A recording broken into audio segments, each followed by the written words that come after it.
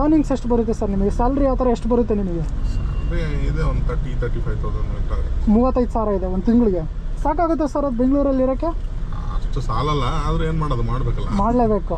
ಇವಾಗ ಬೆಳಗ್ಗೆ ಆಗಿರೋ ರೇಟ್ಗಳಿಗೆಲ್ಲ ಅದು ಆ ಸಂಬಳ ಎಲ್ಲೂ ಸಾಲಲ್ಲ. ಟೈಮಲ್ಲಿ ಇತ್ತು 30,000 ಆದ್ರೆ ಇವಾಗ ಎಲ್ಲೂ ಸಾಲಲ್ಲ. ಅದು ಮನೆ ಬಾಡಿಗೆ ಹಾಕೊಂಡು ಊಟ ಮಾಡೋಕೆ ಆಗಲ್ಲ. ಅದು ನಿಮ್ದೇನು ಆಸೆ ಇದೆ ಸರ್ ನೆಕ್ಸ್ಟ್? ಏನು ಡ್ರೀಮ್ ಅಂತ ಏನಿಲ್ಲ, ಚೆನ್ನಾಗಿ ದುಡಿಬೇಕು, ಅಪ್ಪ ಅಮ್ಮನ ಚೆನ್ನಾಗಿ ನೋಡ್ಕೋಬೇಕು ಅಷ್ಟೇ. ಬಿಟ್ರೆ ಸರ್ ಇವಾಗ ನಿಮ್ಮ ಲೈಫಾಗಿ ನೀವು ಅತಿ ಹೆಚ್ಚು ದುಡ್ಡು ನೋಡಿದ್ದು ಯಾವಾಗ? ಎಷ್ಟು ದುಡ್ಡು? ತುಂಬಾ ನೋಡಿದೀನಿ ಸರ್. ಎಷ್ಟು ನೋಡಿದ್ದೀರಾ ಸರ್?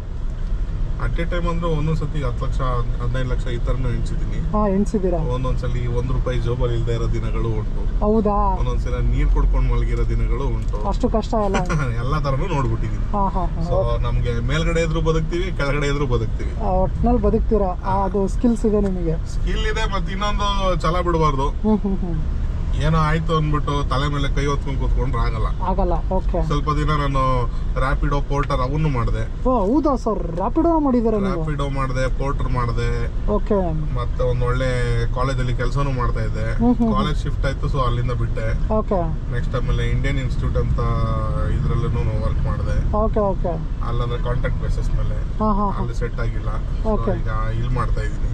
ಇಲ್ಲಿ ಮಾಡ್ತಿದ್ರೆ ಸೊ ಒಟ್ನಲ್ಲಿ ಎಲ್ಲಿ ಜಾಸ್ತಿ ನಿಮಗೆ ಸಂಬಳ ಬರುತ್ತೆ, ಎಲ್ಲಿ ಕಂಫರ್ಟ್ ಇರ್ತಾರೋ ಅಲ್ಲಿ ಮಾಡ್ಬೇಕು ಕೆಲಸ. ಯಾರನ್ನು ಮೆಚ್ಚೋದಕ್ಕಂತ ಬದುಕಲ್ಲ. ನಮಗೆ ಎಲ್ಲಿ ಇಂಪ್ರೂವ್ ಆಗಕ್ಕೆ, ನಮಗೆ ನಮ್ಮ ಸ್ಕಿಲ್ ಎಲ್ಲಿ ಇಂಪ್ರೂವ್ ಮಾಡ್ಕೊಬಹುದು ಅಲ್ಲಿ ಮಾಡ್ಬೋದು. ಇವಾಗ ಇದು ಅಷ್ಟೇನೆ. ಇವಾಗ 10 ವರ್ಷದ ಹಿಂದೆ ಹೋದ್ರೆ ನಿಮ್ಗೆ ಇದ್ದಿದ್ದ ಗಾಡಿಗಳೇ ಬೇರೆ. ಅವಾಗ ಮಿಷನರೀಸ್ ಇತ್ತು. ಹೌದು. ಇವಾಗೆಲ್ಲ ಹೆಂಗಾಗಿದೆ ಅಂದ್ರೆ ಎಲ್ಲ ಬರೀ ಕಂಪ್ಯೂಟರೈಸ್ಡ್ ಆಗ್ಬಿಟ್ಟಿದೆ. ಹೌದೌದು. ಸ್ಟೇರಿಂಗ್ ಒಂದ್ ಬಿಟ್ರೆ ಮಿಕ್ಕಿದೆಲ್ಲ ಕಂಪ್ಯೂಟರೈಸ್. ಹೌದು ಸರ್, ಹೌದು. ಅದ್ರಲ್ಲೂ ಅಪ್ಡೇಟ್ ಆಗ್ತಾ ಇರ್ತೀವಿ. ಇದ್ರಲ್ಲೂ ತಿಳ್ಕೊಳ್ಳೋಂತ ತುಂಬಾ ಇದೆ. ಹೌದು. ಓಕೆ. ಸೊ ಅಂದ್ರೆ ನಿಮ್ ಪ್ರಕಾರ ಸೊ ಒಂದೇ ತಲ್ಲಿ ಇದ್ರೆ ನಮಗೇನು ವರ್ಕ್ ಆಗಲ್ಲ. ಮತ್ತೆ ಇನ್ನೊಂದು ನಾನು ಹೇಳೋದೇನಂದ್ರೆ, ಯಾವತ್ತು ಒಂದೇ ಕೆಲಸದ ಮೇಲೆ ಡಿಪೆಂಡ್ ಆಗ್ಬಾರ್ದು. ಹೌದು ಸರ್, ಹೌದು. ಕಮ್ಮಿ ಅಂದ್ರೆ ಒಂದ್ 5 ರಿಂದ 10 ಕೆಲಸ ಕಲ್ತಿರ್ಬೇಕು. ಇದಿಲ್ಲ ಅಂದ್ರೆ ಇನ್ನೊಂದು ನಾನು ಮಾಡ್ತೀನಿ ಅನ್ನೋ ತರ ಇರ್ಬೇಕು ಲೈಫಾಗೆ. ಅವಾಗ್ಲೇ ಕಾನ್ಫಿಡೆಂಟ್ ಆಗಿರುತ್ತೆ. ನಾನ್ ಬೇಕಾದ್ರೆ ಶೆಫ್ ಆಗೋ ವರ್ಕ್ ಮಾಡ್ತೀನಿ ಬೇಕಾದ್ರೆ, ಆಯ್ತಾ. ಇನ್ನ ಒಂದ್ ಟೈಮ್ ಅಲ್ಲಿ ಕರಾಟೆ ಟೀಚರ್ ಆಗಿದೆ ನಾನು. ನ್ಯಾಷನಲ್ ಲೆವೆಲ್ ಅಲ್ಲಿ ಎಲ್ಲ ಇದು ಮಾಡಿದ್ದೀನಿ. ಹೌದಾ? ಓಕೆ. ಡ್ಯಾನ್ಸ್ ಟೀಚರ್ ಆಗಿದ್ದೆ. ಆಮೇಲೆ ರೀಸೆಂಟ್ ಆಗಿ ಮೂವಿನಲ್ಲೂ ಆಕ್ಟ್ ಮಾಡಿದೆ. ಆಮೇಲೆ ಇವಾಗ ಇದು ಡ್ರೈವಿಂಗ್ ಸ್ಕಿಲ್ ಇದೆ. ಸೊ ಹಿಂಗೆ ಸ್ಕಿಲ್ ಗಳಿದ್ರೆ ಒಳ್ಳೇದು. ಕೆಲವರು ಈ ಪೇರೆಂಟ್ಸ್ ಗಳು ಹೇಳ್ತಾರೆ ನಮ್ಮ ಮಕ್ಳಿಗೆ ಏನು ಕಳಿಸ್ಬೇಕಾದಲ್ಲ, ಓದಿದ್ರೆ ಸಾಕು ಅಂತ. ಸರ್ ಇವಾಗ ಗೊತ್ತಾಯ್ತು. ಇನ್ನೊಂದು ಕ್ವಶನ್, ಈ ಕಾರ್ ಕಾಸ್ಟ್ ಎಷ್ಟಾಗುತ್ತೆ ಸರ್? ಇದು ಆಲ್ಮೋಸ್ಟ್ ಅರೌಂಡ್ ಒಂದು 18 lakh ವರೆಗೂ ಬೀಳ್ಬೋದು. 18 ಲಕ್ಷ. ಸರ್ ಇವಾಗ ಜನರಿಗೆ ಹೇಳೋದಾದ್ರೆ ಕಾರ್ನ EMI ಮೇಲೆ ತಗೋದು ಬೆಸ್ಟ್ ಅಥವಾ ಫುಲ್ ಕ್ಯಾಶ್ ಅಲ್ಲಿ ತಗೊಳ್ಳೋದು ಬೆಸ್ಟ್? ಫುಲ್ ಕ್ಯಾಶ್ ಅಲ್ಲಿ ತಗೋಬೇಕಾದ್ರೆ ನಾವು ಜೀವನ ಪೂರ್ತಿ ದುಡಿತಾನೆ ಇರ್ತಾನೆ. ಫುಲ್ ಕ್ಯಾಶ್ ಅಲ್ಲಿ ಈಗ ಮಿಡಲ್ ಕ್ಲಾಸ್ ಅಲ್ಲಿ ನೋಡಿ, ನಾನೊಂದು ಬೇಸಿಕ್ ಎಕ್ಸಾಂಪಲ್ ಕೊಡ್ತೀನಿ. ಒಂದು 20,000 ರೂಪಾಯಿ ಸಂಬಳ ಅನ್ಕೊಳ್ಳಿ. ಅವ್ನ ಮನೆ ರೆಂಟ್ ಕಟ್ಟಿ, ರೇಷನ್ ಬಿಲ್ಲು, ಮತ್ತೆ ಅವನೊಂದು ಮಗು ಇದ್ರೆ ಮಗು ಸ್ಕೂಲ್ ಫೀಸು, ಅವನ ಮನೇಲಿ ಏನಾದ್ರು ಹುಷಾರಿಲ್ಲ ಅದು ಇದು ಅಂದ್ರೆ ಅವ್ನು 20,000 ಮೇಲೆ ಇನ್ನು ಸಾಲನೆ ಮಾಡ್ಕೊಂಡಿರ್ತಾನೆ. ಕರೆಕ್ಟ್ ಅಲ್ವಾ? ಅವನು ಒಂದು ಉಂಡಿನಲ್ಲಿ ನಾನು ಹಾಕ್ಬಿಟ್ಟು ದುಡ್ಡು ತಗೊಂತೀನಿ ಅಂದ್ರೆ ಅದೆಲ್ಲ ಸುಳ್ಳು ಈಗಿನ ಕಾಲದಲ್ಲಿ. ಇವಾಗಿನ ಕಾಲದಲ್ಲಿ ನನ್ನ ಪ್ರಕಾರ EMI ಅನ್ನೋದಿಲ್ಲ ಅಂದ್ರೆ ಮನೆಗೆ ಒಂದು ಪೆನ್ಸಿಲ್ ಕೂಡ ಬರಲ್ಲ. ತಗೊಂಡ್ರೆ ಏನೋ ಒಂದು ಲೈಫಲ್ಲಿ ಒಂದು ಚಾಲೆಂಜ್ ಬರುತ್ತೆ. ಮಗುನ ಓದಿಸ್ಬೇಕಂದ್ರೆ LKGಗೆ ಲಕ್ಷ ಕೇಳ್ತಾರೆ. ಫೀಸ್ ಬೇಕು. ನಾವ್ ಓದೋ ಟೈಮಲ್ಲಿ ಲಕ್ಷ ಇದ್ರೆ ಅವನು MBA ಮಾಡ್ಕೊಂಡ್ಬಿಡೋನು. ಹೌದೌದು. ಇವಾಗ LKG ಮಗು ಸೇರ್ಸಕ್ಕಾಗಲ್ಲ 1 ಲಕ್ಷಕ್ಕೆ. ಹೌದು ಸರ್, ಹೌದು, ಸತ್ಯ ಸರ್. ಇದು ದುಡ್ಡು ಬೆಳೀತಾ ಇದೆ, ಆದ್ರೆ ಯಾರ್ದನ್ನು ಸಂಬಳದ ಸ್ಕೇಲ್ ಬೆಳೀತಾ ಇಲ್ಲ. ನಿಜ ಸರ್, ಸಂಬಳ ಜಾಸ್ತಿ ಆಗ್ತಿಲ್ಲ, ದುಡ್ಡು ಎಲ್ಲ ಐಟಮ್ಸ್ ಎಕ್ಸ್ಪೆನ್ಸಸ್ ಜಾಸ್ತಿ ಆಗ್ತದೆ. ಆದ್ರೆ ನಮಗ್ ಬರೋ ಇನ್ಕಮ್ ಅಲ್ಲೇ ನಿಂತಿದೆ. ಅದನ್ನ ಇನ್ಕ್ರೀಸ್ ಮಾಡಿದ್ರೆ ಬೇರೆದು ಈಕ್ವಲ್ ಆಗುತ್ತೆ. ಓಕೆ. ಒಳ್ಳೆ ಆಲೋಚನೆ ಸರ್. ಎಲ್ರು ನಿಮ್ ತರ ಯೋಚನೆ ಮಾಡಿ. ಅದು ಬಿಟ್ರೆ ಸರ್ ಇನ್ನೊಂದು ಕ್ವಶನ್, ಇವಾಗ ನಾರ್ಮಲ್ ಆಗಿ ಕಾರ್ ಲೋನ್ ತಗೊಳ್ಳೋದಕ್ಕೂ ಅಂದ್ರೆ EMI ಮೇಲೆ ಮಾಡಿಸೋದಕ್ಕೂ ಬ್ಯಾಂಕಲ್ಲಿ ಲೋನ್ ತಗೊಂಡ್ರೆ ಯಾವ್ದು ಬೆಸ್ಟ್, ಯಾವ್ದು ಈಸಿ? ನಿಮ್ ಶೋರೂಮ್ ಹೋದ್ರೆ ಅವರೇ ಬ್ಯಾಂಕ್ ಇಂದಾನೆ ಮಾಡಿಸ್ಕೊಡ್ತಾರೆ. ಸೆಕೆಂಡ್ಸ್ ತಗೊಂಡ್ರೆ ಫೈನಾನ್ಸ್ ಅವು ಇವು ಅಂತ ಶೋರೂಮ್ ಗಳಲ್ಲೆಲ್ಲ ಹೋದ್ರೆ ಕರೆಕ್ಟ್ ಆಗಿ ಅವ್ರು ಏನಿದೆ ಅವರೇ ಮಾಡಿಸ್ಕೊಡ್ತಾರೆ. ಸರ್ ಇವಾಗ ಅಂದ್ರೆ ಇವಾಗ ಶೋರೂಮಲ್ಲಿ ಲೋನ್ ಎಲ್ಲ ತಗೋತಾರಲ್ಲ, ಎಷ್ಟು % ಇಂಟ್ರೆಸ್ಟ್ ಬರುತ್ತೆ ಸರ್? ಅದ್ರ ಬಗ್ಗೆ ನಮ್ಗೆ ಅಷ್ಟು ಐಡಿಯಾ ಇಲ್ಲ. ಓಕೆ. ಸೊ ಅಂದ್ರೆ ನಿಮ್ಮ ಆಲೋಚನೆ ಅದು EMI ಹೋಗೋದ? ನನ್ನ ಎಕ್ಸ್ಪೀರಿಯನ್ಸ್ ಪ್ರಕಾರ ಹೇಳ್ಬೇಕಂದ್ರೆ, ತಗೊಂಡ್ರೆ ಎಲ್ಲೋ ಬೋರ್ಡ್ ಗಾಡಿ ತಗೊಂಡು ದುಡಿಬೇಕು. ಮನೆ ಮುಂದೆ ಸುಮ್ನೆ ನಿಲ್ಲಿಸ್ತೀವಿ ಅಂದ್ರೆ ಅದು ಡೆಡ್ ಅಮೌಂಟ್. ಹೌದು. ಇಲ್ಲ ತಗೊಂಡೋಗಿ ಯಾವ್ದಾದ್ರು ಒಂದು ಲ್ಯಾಂಡ್ ಮೇಲೆ ಹಾಕಿ ಅದು ಇನ್ಕ್ರೀಸ್ ಆಗ್ತಾ ಹೋಗುತ್ತೆ. ಕರೆಕ್ಟ್.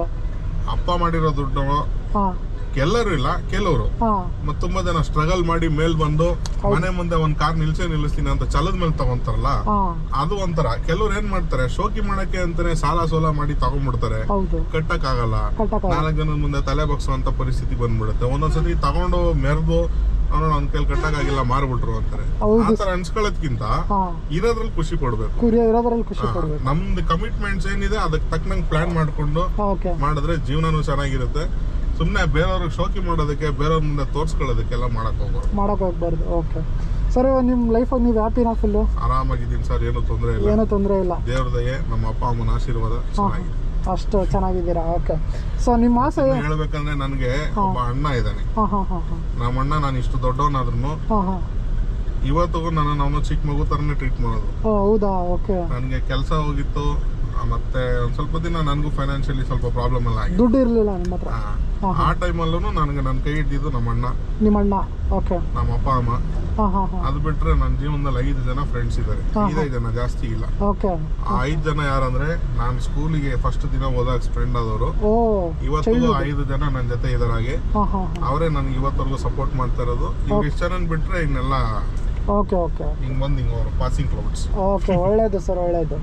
ಸೊ ಅಂದರೆ ತುಂಬ ಚೆನ್ನಾಗಿದೆ ನಿಮ್ಮ ಲೈಫೆಲ್ಲ. ಕೇಳಿದ್ರೆ ಒಂದು ಲೆಕ್ಕಕ್ಕೆ ಚೆನ್ನಾಗಿ ಮಾತಾಡ್ತೀರಾ ನೀವು. ಅದರಲ್ಲಿ ನಿಮ್ಮ ಥರ ಮಾತಾಡೋರು ಸಿಗೋದು ಕಡಿಮೆ ನನಗೆ.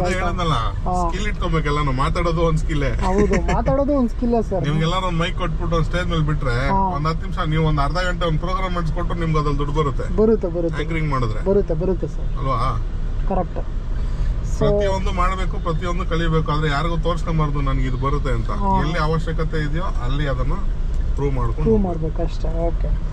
ಸೊ ಇಷ್ಟೇ ಸರ್. ಅದು ಬಿಟ್ಟರೆ ಸರ್, ಇವಾಗ ಒಂದು ನಿಮ್ಮ ಶೋರೂಮ್ದು ವ್ಯಾಲ್ಯೂ ಎಷ್ಟಿರ್ಬೋದು ಸರ್? ನಿಮ್ಮ ಶೋರೂಮ್ದು ಟೋಟಲ್ ವ್ಯಾಲ್ಯೂ ನನಗೆ ಕಂಪ್ಲೀಟ್ಲಿ ನೋ ಐಡಿಯಾ ಅದ್ರ ಬಗ್ಗೆ. ಓಕೆ. ನಾನು ರೀಸೆಂಟಾಗಿ ಈಗ ಒಂದು 2-3 ಡೇಸ್ ಆಯ್ತು ಅಷ್ಟೇ ಜಾಯ್ನ್ ಆಗಿ.